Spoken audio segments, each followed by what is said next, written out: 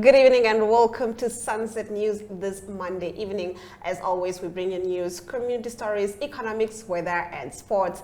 I am Glenora Shipura. And I'm Marianne Marie van der Walt. Well, thank you for joining us today. Thank you for having me, Glenora. Well, getting into the news tonight, on a rather disturbing note, the Namibian police over the weekend reported that an unidentified security guard shot an alleged rapist after witnessing the suspect and his 17-year-old victim struggling in Windhoek, Katutura. The incident occurred on Sunday around 4 a.m. in a riverbed between Nampos and the National Housing Enterprise. It is alleged that an unidentified suspect at the moment was shot in the head by the VicMax security service guard in an attempt to rescue a rape victim. The victim, a 17-year-old girl, was raped after she was dropped off by a taxi at the traffic lights of Katutura. Now, the victim then met a stranger who allegedly held her at knife point and raped her in the nearby bushes. The suspect attacked the security officer with a knife, and the guard shot 3 warning shots and later allegedly shot the suspect in the head. The report stated the security guard turned himself in at the Katutura police station. Ooh, that was quite heavy. What do you think of this? Do you think the security guard should be arrested? Mm-hmm. In my time, I've dealt with a lot of sort of, mob justice stories. And there's a police officer in the Eronga region, Inspector Leni Shapumba, who often said that mob justice has no place in the justice system, that mob justice can often be very quick, very irrational, very erratic, and that's not what the justice system is meant to do. It's meant to give somebody a fair chance. It's meant to consider them as innocent until they are proven guilty. So things like that happen in a moment can not really fall into the justice system, but you also see the intention there. Yeah. And I have major respect for the security guard handing himself in to say that he understands what just happened shouldn't necessarily have happened. And I think that if this were to go to trial as a court reporter, I would say that that security guard obviously would get a more lenient sentence. Yeah, I would say that too. But remember, he also says that I think he first approached them, and then the suspect attacked him with a knife, and he fired 3 warning shots, meaning don't come further. So I think there's a lot of leeway in that area. Exactly. Now, moving on to our next story, the mayor of Walvis Bay, Trevino Forbes, today handed out certificates of appreciation to 19 volunteer firefighters who have served as reservists since 1989. The event, held in gratitude for their unwavering commitment, took place as a significant transition unfolds in the town's firefighting landscape. This commendation follows the recent shift to a 24-hour operational model at the firefighting service station. Let's take a look. Say goodbye to our volunteers. After all of these years that you have served with the our fire brigade, this department really appreciates the services that you have put in, your time that you have put in. And I would like to take one specific certificate that I would like to hand over. The rest will still hand over, but this one is to our most senior volunteer. And it says that this certificate is awarded to Mr. Johannes Rolster in recognition of the spirit of your spirited commitment as a volunteer firefighter during the period of 1 March 1989 to 30 November 2023. So Mr. Johannes has been with us now as a volunteer firefighter for the last almost 35 years. Just to take into consideration that he's a volunteer, so you know what this means. These people have been offering themselves up to the service of the community of Walvis Bay for all of these years. And that is really as a voording, as iets om voor dankbaar te wees. You have really sacrificed yourself, your time, Mr. Johannes, you and all of our other volunteers, and we appreciate it. Now, the reason we are saying goodbye to our volunteers is that because the municipality of Walvis Bay has started with a new shift system, which our fire chief will be deliberating a little bit more on. And we also acquired the services of our, what are they called? Residents. They also came in. So Walvis Bay Fire Brigade will be operating on a shift system, which will also cut the time that we, our reactive, our response time will be cut now also. So our guys are no longer working 8 to 5, they are here 24/7. So the fire brigade is operational 24/7 and we are ready to respond anytime. I hope that we are almost near the end procuring our fire truck, Chief, because we need new fire trucks. The fire trucks that we have, they are also coming of age, and I believe that as a responsible local authority, that there is something that we must seriously start looking at in acquiring new fire trucks, because these gentlemen, as much as they are here, they can't throw those fire with buckets. They need proper equipment. It is our responsibility as leaders to make sure that they have this proper equipment.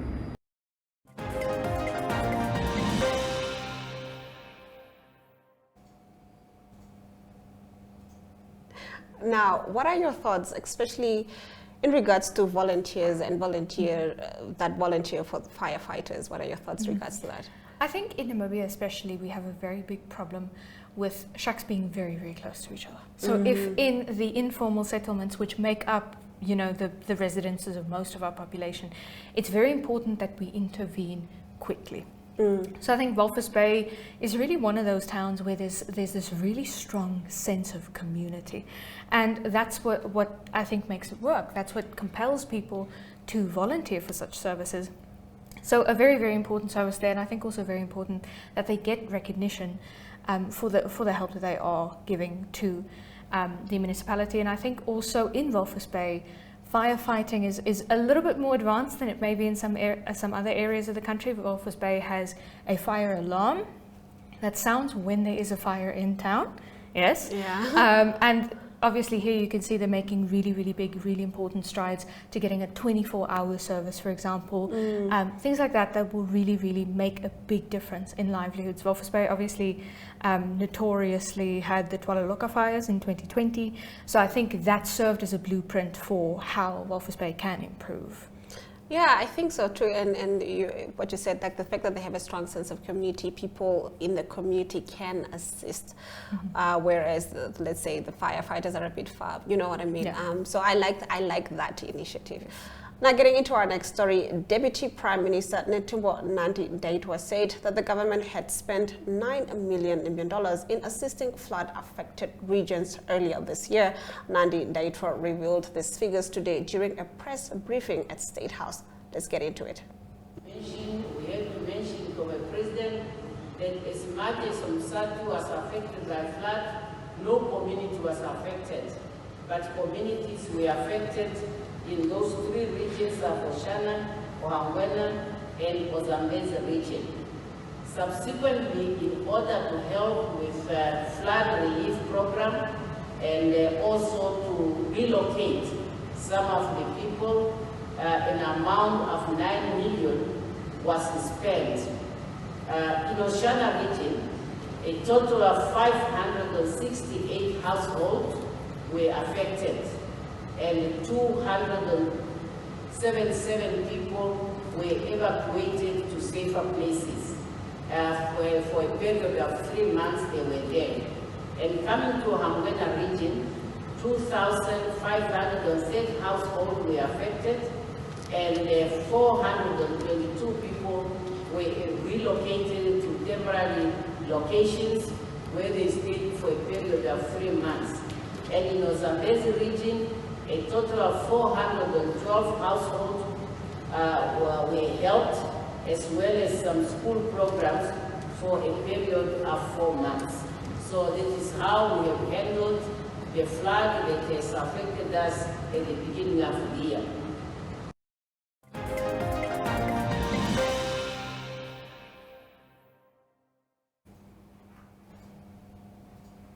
What are your thoughts on government's effort in disaster risk management and aid? I think obviously, you know, government is supposed to do what it can for its people. I think our issue in disaster aid is that we recently saw a story where there was money allocated for disaster aid, and That then it was didn't used to- quite go to disaster help. Yeah. So I think that's our issue. I have no issue with us helping people through floods, helping people through droughts. I feel that is what a government is meant to do. That's what a governmental institution was set up for. The problem is where we are allocating money and it doesn't go to the places that it was allocated. That's where I tend to have an issue. Yes, and also like there's so many aid that's meant to reach the people, but then you hear that the administrators ended up buying houses and cars and etc. So the intended people that were meant to receive this help never get it. So I think that's an issue that we have at a governmental level. Yeah. What are your thoughts in at least trying to get that out of the way? I know corruption is rampant everywhere. But what are your thoughts on that? I think I heard a rumor a couple of years ago, and this is just a rumor. There was a rumor that for every $10 in aid that is spent, only $1 reaches the people. That is a tenth of aid. So I'm not certain that that rumor is true, but the fact that we can believe it is, I think, already says something about how we are spending aid. So yeah, in terms of the so-called fat cats, you know, obviously they deserve to get a salary. They should get a salary. None of us, or very few of us, can work for free. We just saw firefighters who are able to, but not all of us can do that, you know. So there should be a salary. Your salary should be equal to the work that you put in. But I also think that sometimes it does go a little bit too far. You know, when you show up to a township in a Range Rover. I think the comedian Trevor Noah said it best: at least build the bridge. You know what I mean? At least build the bridge. Help us help you. Yes. Getting into our next story, thousands of motorists and hundreds of public transport operators are expected to hit the road this festive season. With schools closing, families are already heading to their holiday destinations. Walvis Bay Acting Traffic Chief Clifton Jacobs says that his town is ready to enforce traffic laws this festive season. Let's take a look. Yes, from our traffic department, we already have our planes ready for the festive season. We expect a lot of people to come down to the coast this year. And there will also be a lot of functions and facilities going around in and around town, Langstrand, Dolphin Beach, Independence Beach, and then also at the yacht club, where different parties and shows will be held. And then our roadblocks will also start on the 15th of December. And apart from the fixed roadblocks, the municipality of Walvis Bay, in cooperation with the stakeholders, Namibian Police, Traffic Department, Nampol itself, we will also have fixed roadblocks around town, where we will do speed checks, roadworthiness on vehicles, as well as random alcohol tests. That will also then take place at our permanent roadblocks, where people will be pulled over and a random breath test will be conducted. So I just want to warn our road users to please be careful, drive careful, rather arrive 5 or 10 minutes late at your destination than to speed and to make accidents or be involved in accidents where you can be seriously injured or somebody can lose their lives also. So be patient. It is said all over the world that we have one of the best road infrastructure in the world, but that doesn't count if we as the road users does not give our part and do what is expected from us, to be patient, drive careful, stick to the speed limits, make sure that your vehicle is in a roadworthy condition, and please avoid driving whilst under the influence of alcohol.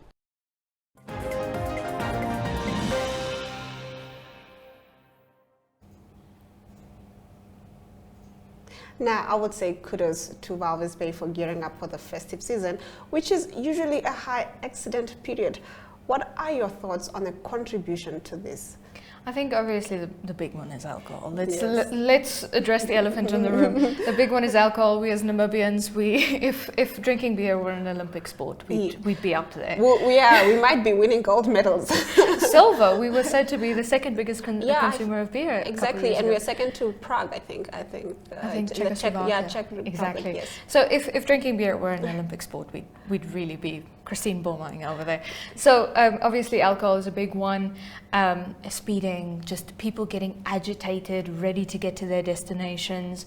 I think people going on the roads at the same time. Everybody wants to depart at the same time is also a big one.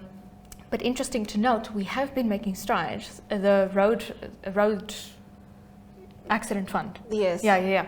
They announced a while ago that we are improving over our festive seasons. If you compare them over the years, there is improvement. Oh. That's not to say drink a beer and go drive. No. But there is exactly. improvement, and that is very, very encouraging, especially on the road between Swakopmund and Walvis Bay. Notoriously a very, very bad road to drive between all the coastal towns over the festive season is very, very tricky. So it's very encouraging to see that we're getting somewhere, if not to net zero. Yeah, but I think we need to get to a point where we also start taking accountability as a society. Like, if I know my friend is drinking, maybe she shouldn't be driving, and you call it out. Well, after the break, we'll be getting into your economic news.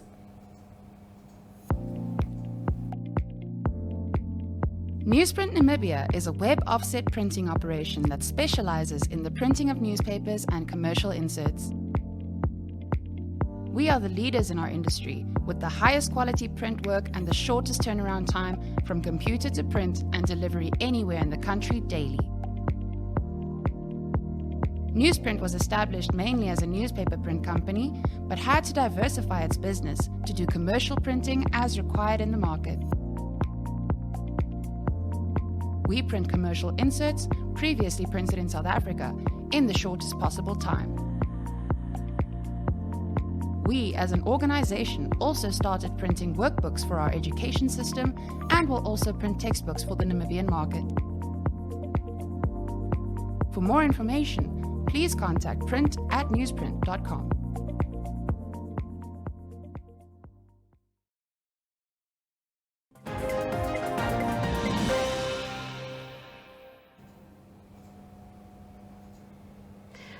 Getting into our economic news, Standard Bank has rejected claims it was involved in rand manipulation. The bank is among the foreign and local banks that competition authorities are investigating. Now, Standard Chartered, an unrelated bank, recently reached 42.7 million rand settlement with the South African Competition Tribunal after admitting misconduct.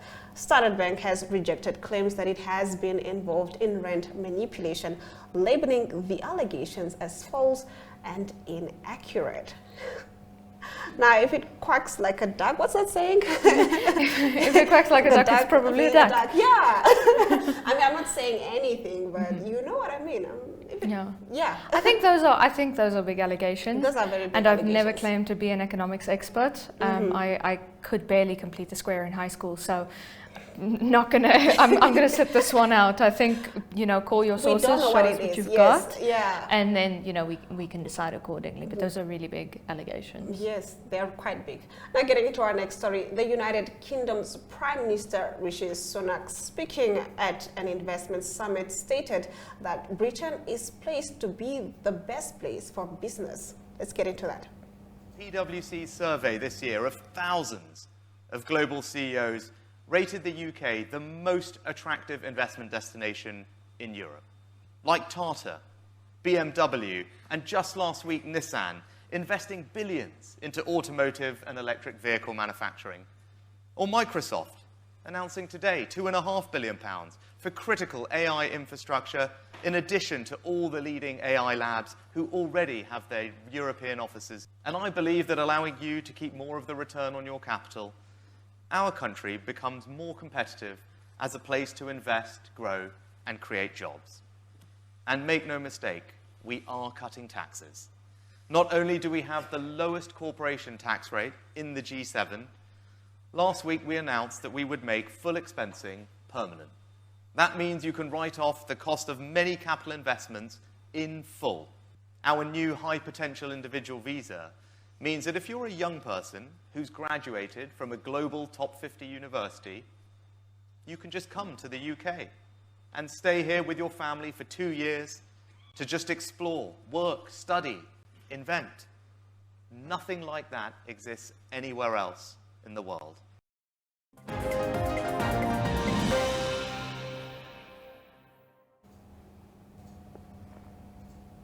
Next up is our financial indicators.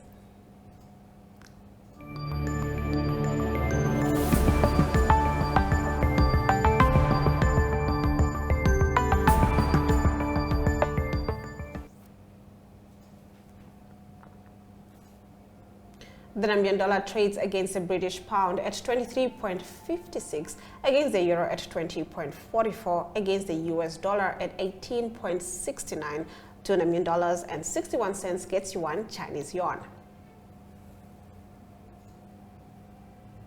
On the commodities market, gold went up while copper, Brent crude oil and platinum went down. Brent crude oil trading at 0.58%, going for $80 and 40 cents per barrel.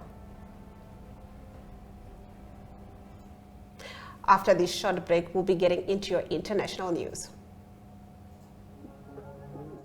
We are so excited to be kickstarting your morning with entertainment. Everything was happening during this past weekend. Yes. Exciting news. Wow, no, she was killing it already. In my opinion, I don't see anything wrong with him serving the full term.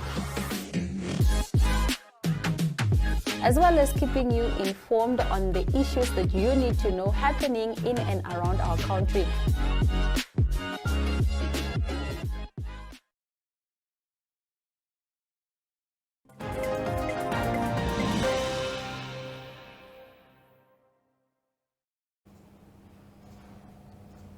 Getting into our international news, Hamas freed 17 hostages held in Gaza, including a 4-year-old American girl, while Israel released 39 Palestinian prisoners on Sunday, the 3rd day of their truce. The International Committee of the Red Cross said it had successfully transferred 17 hostages from Gaza. Hamas said it had handed over 13 Israelis, 3 Thais and 1 with Russian citizenship. The release of the hostages, part of a larger group captured when Hamas fighters rampaged through southern Israel on October 7th, was mirrored by the freeing of 39 Palestinians, all of whom are teenagers, according to the Palestinian news agency WAFA. Hamas said it wanted to extend the truce if serious efforts were made to increase the number of Palestinian detainees released by Israel. U.S. President Joe Biden said he hoped the pause in fighting can go on as long as hostages are getting released. Now there's the tension, I don't want to say, should we call it a war or the tension in the Middle East? There's this joke about when they call it tension and when they call it war in the Yes. news. So I think we should be a little bit careful of. Yeah, because I'm always like, should we call it the tension between Israel and Hamas, or is it a war? You know, because this is a conflict that has been ongoing for decades as well.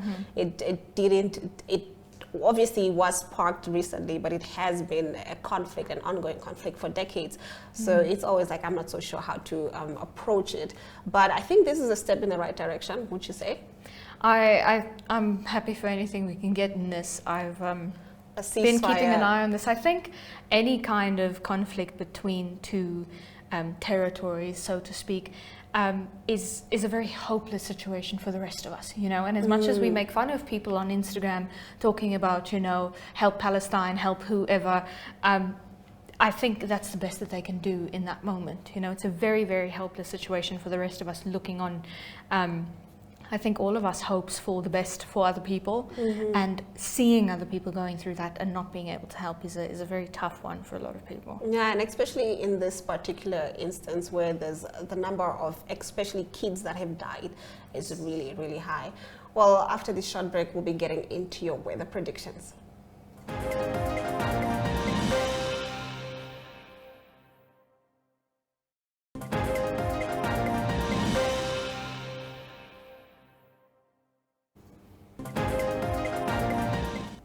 Let's take a look at what the weather forecast has for us. Katiba Mulilo can expect a minimum of 22 degrees Celsius and a maximum of 37 degrees Celsius. Oshakati can expect some showers with a minimum of 25 degrees Celsius and a maximum of 35 degrees Celsius.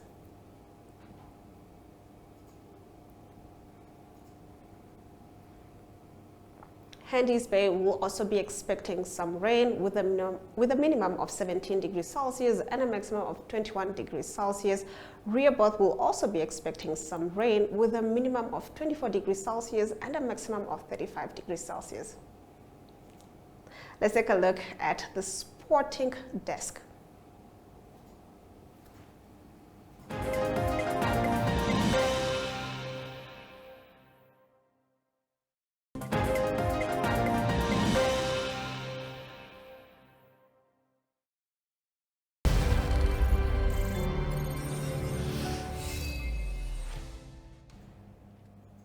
Well, good day, viewers. On today's Sunset News, brought to you by Sportswrap. Well, wins for Namibia and Zimbabwe on matchday 6 of the ICC T20 World Cup qualifier for the African region in Windhoek. At United Field, the player of the match, Jan Vredelink, was not required to bowl for Namibia against Kenya, but contributed an unbeaten 50 with the bat. With that being said, we did catch up with Gerard Erasmus, the captain, and this is what he had to say. Erasmus, captain of Namibia, the Richelieu Eagles, here with me. Gerard played today as captain in his 50th T20 international game here at United versus Kenya. Gerard, another win in the pocket. Things are going smoothly. It wasn't that easy out there in the middle. Can you tell us a bit more? Yeah, obviously a great occasion and an honour for not only myself to have played my 50th T20 international, but also the 50th T20 international of Cricket Namibia, and yeah, you know, a milestone in itself for all of us, and yeah, luckily to have also been on the positive side of the results, so that's great for us. Yeah, as a captain, always obviously happy when my country wins.